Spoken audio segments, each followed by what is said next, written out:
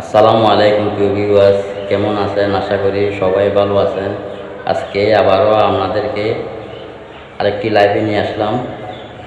সেটার মূল উদ্দেশ্য হচ্ছে একটি পাখি কীভাবে আল্লাহ আল্লাহ করে ডাকতেছে সেটার বিস্তারিত আজকে আপনাদেরকে দেখাতে চেষ্টা করব।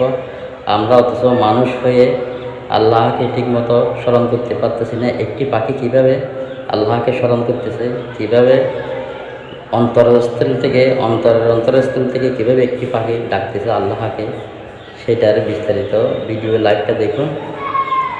আশা করি আপনারা মনোযোগ দিয়ে ভিডিওটা দেখবেন, ভিডিওটা কন্টিনিউ করবেন।